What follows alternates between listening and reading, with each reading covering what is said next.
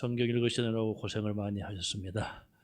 혼자 읽으시면은 이거는 건너뛰자, 뭐 똑같은 말인데 그렇게 생각하실 수도 있는데 끝까지 우리가 다 읽어냈습니다.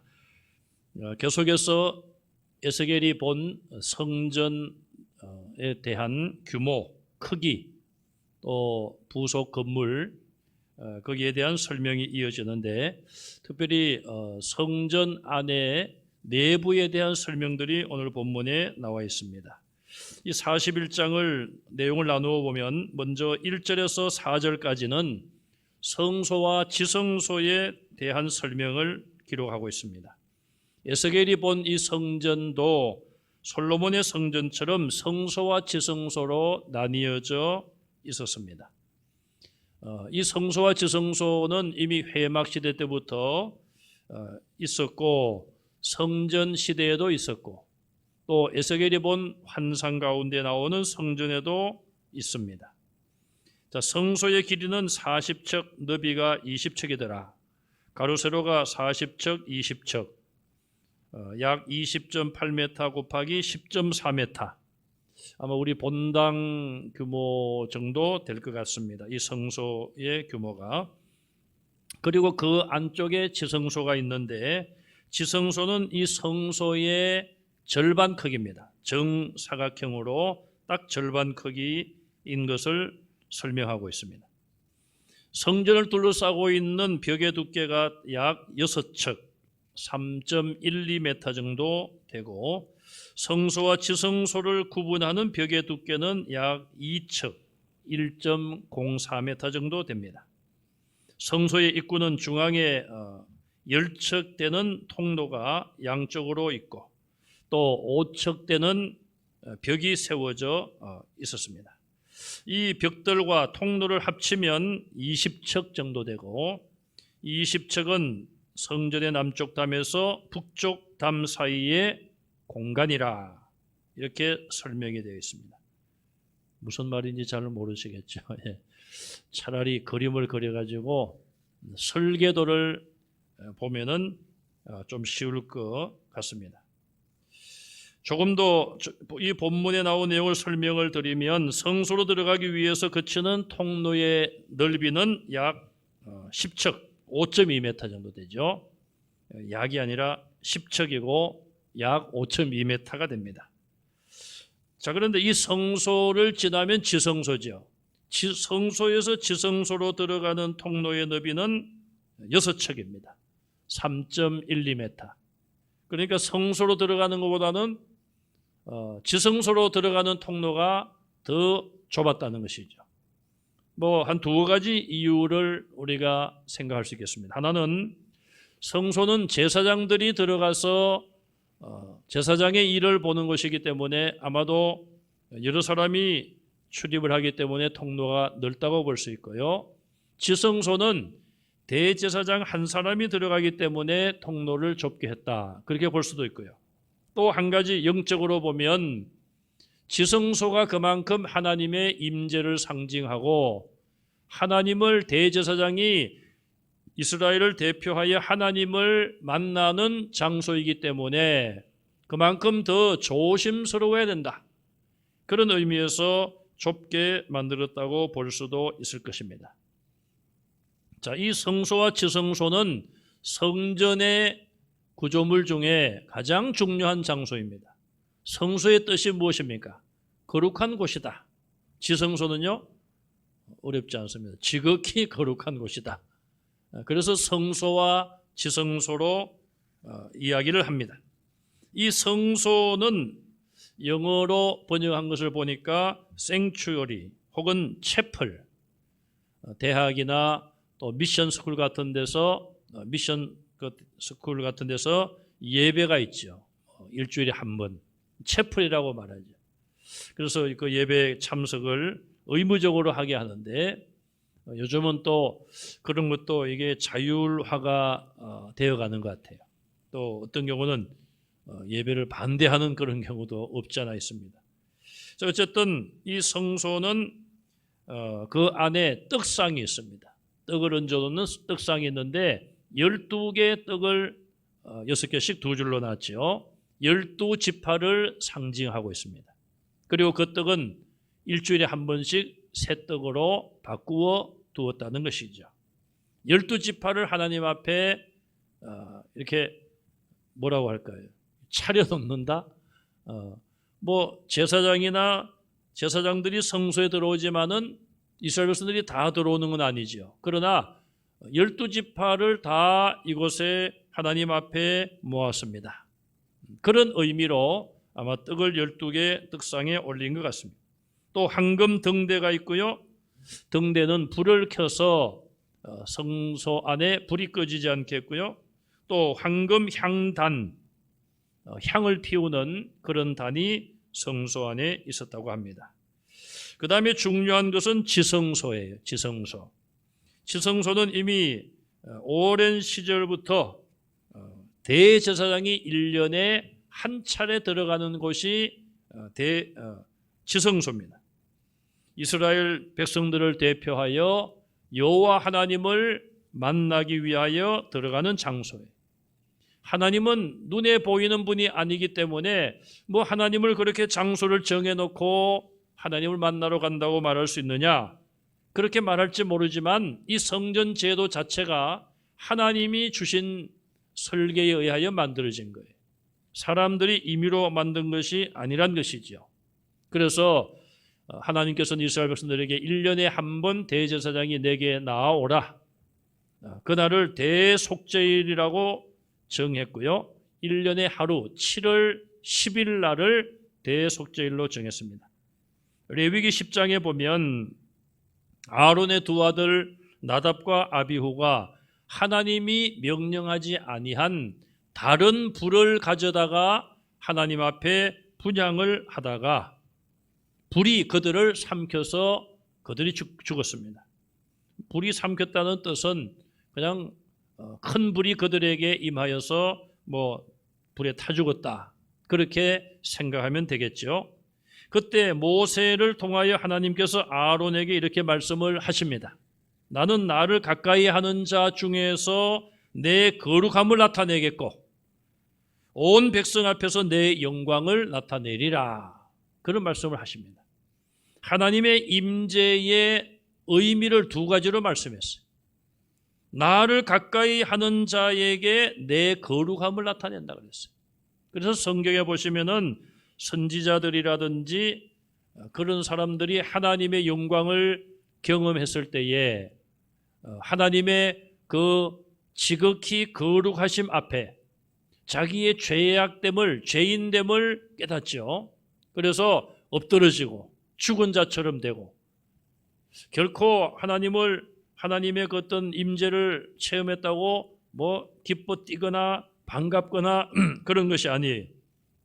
예수님 같은 경우도 보면은 밤모섬에 유배가 있던 사도 요한에게 안식 후 첫날, 지금을 말하면 주일이죠. 주일 아침에 예수님이 찾아오셨습니다. 이 사도 요한과 예수님의 관계를 보면은 예수님이 십자가를 지시기 전까지만 하더라도 12제자 가운데 가장 밀접하고 또 이 요한이 가장 나이가 어렸기 때문에 막내지요, 막내. 막내는 어디에서나 귀여움을 독차지하지 않습니까? 그래서 그런지 예수님께서 이 요한을 특별히 사랑하셨어요. 그래서 성경에 그 나오는 장면들을 보면은 음식을 드실 때도 요한이 예수님께 이렇게 비스듬하게 기대가지고 어떻게 보면은 철딱선이 없는 것 같은데 손주들이 왜 할아버지 할머니에게 막 그렇게 하는 그런 모습 있죠? 이 요한이 예수님에게 그랬어요. 예수님. 그런 참 아주 밀접한 관계. 예수님이 십자가에서 하신 말씀 가운데 자기 어머니를 향하여 보소서 아들입니다. 요한에게는 봐라 너의 어머니라. 그래서 이 예수님께서 자기 육신의 어머니인 마리아를 요한에게 부탁하는 그런 장면이 나오지 않습니까? 그런 걸 보더라도 요한이 얼마나 예수님을 사랑했고 또 예수님은 요한을 특별히 사랑했다는 것을 볼 수 있어요. 자, 그런데 그런 관계에 있었는데 예수님께서 십자가에 죽으시고 부활하시고 40일 계시다가 하늘로 올라가셨습니다. 요한은 그 후에 복음을 전하다가 핍박을 받아서 반모섬에 유배를 갔습니다. 참 외롭지 않겠습니까? 그날도 지금을 말하면 주일이에요. 주일. 혼자 그냥 주일 아침에 혼자 묵상하고 아마 기도하고 그러다가 부활하신 예수님을 만난 거예요. 얼마나 반갑겠습니까, 여러분? 원래 그렇게 밀접한 관계에 있었는데 만약에 저희 어머님이 갑자기 예수님의 모습처럼 진짜처럼 딱 나타나시면은 저는 막 너무 반가워서 막 이렇게 어머니를 껴안을 것 같아요. 뭐 여러분들도 마찬가지일 겁니다. 돌아가신 부모님이나 할아버지, 할머니가 나타나면은 그럴 수 있을 거예요. 그런데 이 요한은 예수님의 그 영광 앞에서 빛나는 모습 앞에서 엎드러져 죽은 자처럼 되었다 그랬어요. 예수님이 그를 어루만져 주시면서 그에게 이제 계시를 주시잖아요. 이처럼 성경에는 하나님의 거룩함을 하나님의 임재를 체험한 사람들은 하나같이 하나님의 거룩함을 누구보다도 깨닫는 거예요. 또 하나님의 거룩하심이 클수록 자기 자신의 죄악됨은 너무나도 죄인임을 깨닫고 발견하는 것이죠. 그래서 이사야도 마찬가지고요. 이사야도 화로다 나여 죽게 되었구나. 하나님 나는 입술이 부정한 백성입니다. 그렇게 자기의 죄인됨을 고백하잖아요. 하나님께서 말씀하신 것처럼 나를 가까이 하는 자에게 내가 거룩함을 나타내겠고 온 백성 앞에 내 영광을 나타내리라. 그것은 또한 하나님의 거룩함이며 하나님에 대한 두려움인 동시에 하나님의 영광을 말하고 있어요. 그래서 빛 가운데 오시기도 하고 구름이 드리워진 가운데 나타나시기도 하고. 자, 그런 하나님의 임재를 성경은 말씀을 하고 있습니다. 그러니 그런 하나님의 임재를 1년에 한 번씩 대제사장이 경험을 해야 된다는 것이죠. 그래서 지성소에 들어가서 여호와 앞에 나아가기 전에 그들은 많은 준비를 해야만 했습니다. 레위기 16장에 보면 하나님께서 모세에게 말씀을 하십니다. 너는 형 아론에게 말하라. 성소의 휘장 안 법궤 위 속죄소 앞에 아무 때나 들어가지 말라. 그리하여 죽지 않도록 하라. 아무 때나 자기들 마음대로 지성소에 들락날락하면은 죽을 수 있다는 경고의 말씀이에요. 이는 내가 구름 가운데에서 속죄소 위에 나타남이니라. 하나님의 임재가 속죄소 위에 구름으로 임한다. 그걸 보는 자는 죽는다. 그런 경고의 말씀이죠. 그리고 아론이 지성소에 들어갈 때는 자기의 속죄를 위하여 수송아지를 제물로 바치고 순양을 번제로 바쳐야만 했습니다. 그리고 거룩한 세마포 속옷과 세마포 속바지와 세마포 띠와 세마포 관을 쓰라. 물론 물로 몸을 닦고 나서 그 후에 이런 옷을 입으라. 그렇게 명령을 하십니다. 그리고는 이스라엘 회중에게서 제물을 가져오는데 속죄 제물로 삼기 위하여 순염소 2마리를 가져오고 번제물로 삼기 위하여 순양 1마리를 가져오라. 머리가 좋아야지 제사장 대제사장도 할 것 같아요. 뭐 제물이 송아지도 있고 순양도 있고 순염소도 있고 이거 틀리면 안 되잖아요. 하나님께서 하라고 하신 대로 해야 되는 것이죠. 자, 거기 보면 이스라엘 회중에게서 순염소 2마리를 가져오라고 그랬습니다. 그리고는 이 2마리를 제비를 뽑아가지고 정하라는 것입니다. 첫째는 여호와 하나님을 위한 제물로 제비를 뽑아 정해라. 뭐 둘 중에 하나는 여호와 하나님을 위하여 드리는 제물. 또 제비를 뽑아 제비 뽑으나 마나 나머지 하나겠죠. 그거는 아사셀을 위한 제물이다. 아사셀은 뜻이 보낸다. 보내는 염소다 이 말이에요. 자, 그러면은 이게 무슨 의미를 가지고 있을까요? 여호와를 위한 염소로 제비를 뽑아 결정이 되면 그 염소는 속죄 제물로 하나님께 바치는 거예요. 또 아사셀을 위한 염소로 선택이 되면 그 염소는 죽이지 않습니다. 살려서 보관하다가 나중에 속죄제가 끝나면은 광야로 내보내라고 했습니다. 한 마리는 죽여서 제물로 바치고 나머지 한 마리는 살아있는 채로 광야로 내보내라는 것입니다. 여러분, 이 광야는 사막과 같은 그런 어떤 길이고요. 그래서 사람도 별로 다니지 아니하고 맹수들이 다니는 그런 곳입니다. 그러면 이 순염소 한 마리를 왜 광야로 내보내라고 했을까요? 이 살아있는 염소가 광야에 가서 놓아두면은 거기서 헤매는 것이죠. 그리고 그러면 이 순염소의 앞길은 무엇입니까? 그를 기다리고 있는 것은 맹수가 기다리고 있는 거예요. 맹수의 밥이 되는 거예요. 가끔 텔레비전에 보면 다큐멘터리 같은 걸 보면 자연의 세계를 보면서 그 힘센 동물들이 힘이 약한 동물들을 먹이로 그냥 사냥을 해서 뜯어먹는 모습을 보면은 얼마나 비참합니까? 이 순염소 한 마리는 바로 그런 모습으로 죽는 거예요. 한 마리는 하나님께 죽여서 하나님께 바치고 한 마리는 산채로 내보내라. 자, 이런 것이 어떤 의미가 있겠습니까? 자, 이 염소 두 마리가 이스라엘 백성들의 죄 때문에 한 마리는 바로 죽임을 당하여서 하나님께 바쳐지고 다른 한 마리는 산채로 광야를 헤매다가 맹수들의 밥이 되어서 비참한 모습으로 죽는 거예요. 그런 짐승들의 대신 죽음을 통하여서 이스라엘 백성들이 하나님 앞에 죄를 용서받는 것이죠. 이것은 결국 장차 있을 하나님의 아들이신 죄 없는 예수 그리스도께서 이 땅에 오셔서 살을 찢기시고 피와 물을 다 쏟으시고 우리를 위하여 대신 죽으신 그 비참한 죽음을 예표하고 상징하는 것이다. 그렇게 볼 수가 있겠죠. 그래서 구약의 이스라엘 백성들은 그 염소들의 죽음을 보면서 그 비참한 최후를 보면서 자기들이 죄인임을 하나님 앞에 회개하고 내가 죽어야 되는데 이 염소가 대신 죽게 하신 하나님의 은혜에 감사해야 됐어요.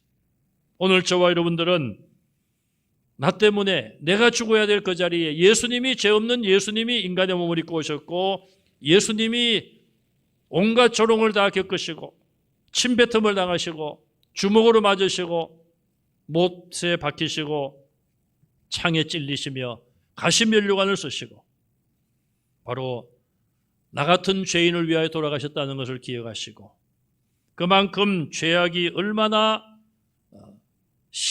하나님의 심판을 피할 수 없다는 것을 우리는 분명히 기억하고 죄악을 멀리하는 그런 삶에 힘쓰는 성도들이 되시기를 간절히 바랍니다. 그리고 이 아론이 여호와의 제단에서 향을 피우고 향기로운 향을 두 손에 채워서 휘장 안으로 들어가라. 속죄소 안으로 들어가라 그랬어요. 그래서 여호와 앞에 그 향년으로 말미암아 정극의 위에 있는 속죄소를 가려라. 속죄소에 하나님께서 임재하시기 때문에 그걸 보지 못하게 하라 그런 것이죠. 또 수송아지의 그 피를 손가락으로 동쪽에 뿌리고 속죄소 앞에 7번 뿌려라. 제가 만약에 그 당시에 제사장이나 대제사장이 되었다면은 얼마나 이게 참 힘든 일이겠습니까? 그 동물의 피를 이 손가락에 묻혀가지고 뭐 뿌리고 7번 또 뿌리고 참 지금 참 태어난 것이 얼마나 감사한지 몰라요. 자, 속죄제인 염소의 피도 속죄소 위와 속죄소 앞에 뿌려라. 그래서 이스라엘의 부정함을 속죄하라. 피를 뿌리는 거예요. 뭐 구약에 보면 여러 가지 그런 어떤 그 규범들이 나옵니다. 이런 것들이 아직도 뭐 이어져 오는 데가 있죠. 그래서 뭐 성수를 뿌린다, 뭐 그렇게 하고요. 자, 그런 모든 것들은 다 예수님의 십자가의 대속으로 인하여서 완성되었어요. 이제는 다 우리가 지키지 않아도 되는 거예요. 자, 1년에 하루 7월 10일 대속죄일 날을 어떻게 준비하는가? 스스로를 괴롭게 하라. 이스라엘 모든 백성들이 자기 자신을 괴롭게 하는 날이 7월 10일이에요. 왜 괴롭게 하라는 뜻이 무엇입니까? 자기의 죄악됨을 돌아보고 마음을 찢으며 웃음을 멀리하고 좀 심각해져라 그 말이에요. 심각해지라는 것이죠. 또 아무 일도 하지 말라. 그날은 안식일 중에 안식일이다. 안식일 일을 하지 말아야 되죠. 안식일 중에서도 안식일이기 때문에 아무 일도 하지 말고 스스로를 괴롭게 하라. 너희를 위하여 속죄하여 너희를 정결케 하나니 너희의 모든 죄에서 너희가 여호와 앞에서 정결하리라. 하나님께서 7월 10일 날 대속죄일을 통하여서 대제사장의 그 제사를 받으시면 대제사장을 비롯하여 모든 이스라엘 백성들의 죄를 정결케 하신다는 약속입니다. 제사장들은 성소에 들어갔고 대제사장들은 1년에 한 번 지성소에 들어갔는데 레위기 16장 17절 하반절에 보면 대제사장이 온 이스라엘 회중을 위하여 속죄하고 나올 때까지 누구든지 회막에 있지 못할 것이라. 참 이건 굉장히 엄중하게 경고하신 말씀입니다. 대제사장이 지성소에 들어가서 모든 예식을 마치고 나올 때까지 아무도 회막에 성소에도 머물지 말라. 밖에 나가 있어라 그 말이에요. 지금 이 예배당으로 따진다면요, 이 안에 휘장이 있고 여기가 지성소라면은 절반은 지성소고 또 그 2배 되는 성소가 있고, 그런데 일반 성도들은 이 뜰에 나가가지고 밖에서 제사가 끝날 때까지 기다려야 되는 거예요. 자, 이 대제사장의 이 세마포 소매 끝에는 방울을 달라고 했습니다. 그래서 제사장이 그 제사장 직무를 감당할 때에 대제사장이 방울 소리가 나면은 그가 살아있는 거예요. 그러니 밖에서 아주 그냥 귀를 기울이고 지죽은 듯이 조용하게 그냥 혹시라도 하나님이 진노하시면은 대제사장이 죽임을 당하고 하나님이 우리를 또 죄에 따라 치시면 어떻게 할까? 그런 마음으로 아마 참 걱정과 두려움에 쌓여서 밖에서 기도하는 마음으로 있었겠죠. 그것이 구약의 제사예요. 그러니 오늘날 참 우리가 하나님 앞에 예배 드리는 이 예배는 얼마나 감사한 일입니까? 누구든지 인종이나 빈부나 남녀노소의 차별이 없습니다. 누구든지 하나님 앞에 나오는 것 아니겠어요? 또 누구든지 다 구약으로 말하면은 성소가 아니라 이제는 지성소에 다 들어온 거예요. 우리가 예수님이 십자가에서 돌아가시는 순간에 성전 안에 성소와 지성소를 가로막았던 휘장이 위에서부터 아래까지 찢어졌습니다. 휘장이 찢어졌어요. 이제는 하나님 앞에 나아갈 때에 아무것도 우리를 제재하거나 구별하거나 우리를 막거나 그런 것이 사라진 거예요. 옛날에는 동물의 짐승 불완전했기 때문에 하나님께 나갈 때마다 동물을 죽여야 됐고 피를 뿌려야 됐고, 그러나 예수님의 온전한 제물 되심으로 인하여 그 제물 되심을 믿는 믿음으로 인하여서 이제 우리는 그 누구의 그 어떤 방해도 받지 않고 하나님 앞에 나오게 된 것이죠. 그래서 미국에도 수십 년 전까지만 하더라도 인종차별이 많았고 백인들만 모이는 교회가 있었지 않습니까? 심지어는 사회적으로 화장실도 흑인들이 못 가는 화장실, 백인들만 사용하는 화장실. 미국이 하나님의 말씀 위에 세워진 교회인데도 불구하고 인간의 잘못된 본성과 죄악성으로 인하여 그런 차별을 미국이 만들었어요.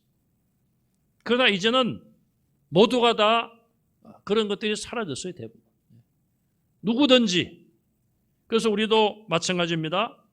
하나님의 교회 누구든지 나와서 신앙생활 해야 되는 거예요. 아, 저 사람은 무엇 때문에 안 됩니다.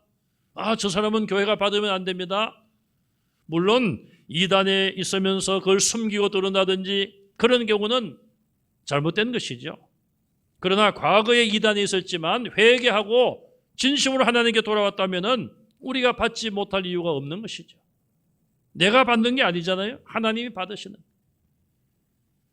그래서 우리는 오늘날 정말 우리가 하나님 앞에 나갈 수 있는 길이 열린 것이 너무너무 감사한 거예요. 여러분, 길이 있잖아요. 길. 오늘 교회 오실 때도 여러분들이 길로 차를 가지고 오신 분도 계시고 걸어오신 분도 계시고, 길이 없으면은 얼마나 어렵겠습니까? 제가 오늘 어떤 분이 보내준 영상을 보니까 중국이나 또 동남아 이런 데 산 위에다가 집을 짓고 사는 사람들이 있더라고요. 근데 산도 보통 산이 아니에요. 그냥 거의 90도 가까운 그런 높이로 올라가서 한참 올라가서 그 위에 산 정상에 집들을 지어놓고 살아요. 길이 없어요. 보니까 어디로 다니는가 그럼 그 사람들은 산 위에만 또 있을 수는 없잖아요. 뭐 비행기로 먹을 거 갖다 주는 것도 아니고 또 산을 내려가야 되니까. 보니까 여러분 건축물들 빌딩 같은 거 공사할 때에 이렇게 그 벽 옆에 가로세로 이렇게 뭘 쳐놓지 않습니까? 그 이름이 뭡니까? 우리 박 집사님? 예, 아시바요, 아시바. 예. 하여튼 이렇게 건물에 이렇게 가로세로 막 이렇게 묶어가지고 이제 사람들이 그 일을 하잖아요. 그런 것을 이렇게 그 위에 자기들이 거주하는 거기까지 이렇게 해놨습니다. 그래서 거의 수직이에요, 수직. 그거를 사람들이 자꾸 올라가고 자꾸 내려오는 거예요. 그게 길이에요, 그게. 제가 놀란 것은요, 애기 엄마 같은데, 애기 엄마가 하나는 등에 업고 애기를, 하나는 자기 몸에 줄을 묶어가지고, 또 작은 애 몸에 줄을 묶어가지고, 한 요만큼 거리를 두고, 혹시 애가 떨어지면은 자기 몸에 이제 줄로 이렇게 가지고 있는 거죠. 그러니 애가 떨어지다가 탁 떨어지면 충격으로 엄마도 떨어질 수 있는 거죠. 그러면 세 식구 다 죽는 거예요. 그런데 그걸 자꾸 올라가고 내려가고 하더라고요. 참 그래서 제가 그걸 감상하다가 동그라미 하나 빼고 참 감사하다. 참 우리가 그런 곳에 안 살게 된 것이 얼마나 감사한지 몰라요. 얼마나 우리가 대한민국은 또 도로를 잘 만들어 놔가지고 여러분들 지방에 가보시면은 그냥 도로가 너무 잘 돼 있어요. 자, 이처럼 길이 중요한 거예요. 예수님께서 이 땅에 오셔서 자기 몸을 쪼개어서 히브리서에 보면은 자기 몸을 쪼개어서 새로운 길, 산 길, 생명의 길을 열어놓으셨다는 거예요. 하나님께 나아갈 수 있는 새로운 길, 생명의 길을 열어놓으신 거예요. 예수님이 그 길을 만들기 위하여 얼마나 고통을 당했습니까? 그러나 예수님의 상한 그 몸 사이로 우리가 하나님을 향해 나갈 수 있는 길이 열렸다는 거, 너무너무 감사한 일이 아닐 수 없어요. 하나님이 열어놓으신 이 길을 우리가 이 믿음 가지고 이 길로 열심히 하나님 앞에 나오는 여러분들이 되시기를 바랍니다. 그 다음에 5절에서 11절을 보면 성전과 지성소에 있는 골방들에 대한 말씀을 하고 있습니다. 작은 방들이 있는데 3개층으로 되어 있고 한 층에 30개씩 90개의 방이 있습니다. 이 방은 아마도 성전에 필요한 물건들을 보관하는 곳이고 이스라엘 백성들이 가져온 예물들을 보관하는 창고였습니다. 이스라엘 백성들은 성전을 건축할 때에 금이나 이런 보물들을 가져오기도 했지 않습니까? 열왕기상 6장 5절 이하에 보시면은 솔로몬의 성전에도 보면은 3층으로 된 방들이 있고 거기도 3개층으로 있고 방들이 많이 있는 것이 나옵니다. 그 다음에 12절에 보시면 성전의 서쪽 건물에 대한 설명이 나옵니다. 성전의 서쪽 뜰에는 큰 건물이 하나 있습니다. 가로 세로가 70척과 90척, 36m, 46m 되고 사방으로 2.6m 꽤 두꺼운 벽으로 둘러싸여 있습니다. 자, 이 큰 건물로 인하여서 서쪽에는 문이 없다고 그랬습니다. 그 다음에 13절에서 22절을 보면 성전의 면적과 내부에 관한 설명이 나와 있습니다. 성전의 길이는 100척, 성전 앞면의 너비도 100척, 성전 입구에서 동쪽 문까지도 100척, 100척은 약 52m 정도입니다. 100이란 숫자를 중심으로 해서 정사각형 모양인 것을 알 수 있습니다. 또 성소는 땅에서부터 창이 있는 데까지 모두 널판지로 가렸고, 지성소에는 창이 없기 때문에 땅에서 지붕 밑에까지 널판지로 가린 것으로 추측이 됩니다. 널판지에는 그룹들은 천사들을 말합니다. 또 종려나무의 모양이 새겨져 있었습니다. 종려나무는 지난번에 말씀드린 것처럼 의인은 종려나무처럼 번성한다. 의인의 번성 또 생명력을 상징하는 것이고, 그룹 천사들은 하나님의 보호하심을 상징하고 있는 것이죠.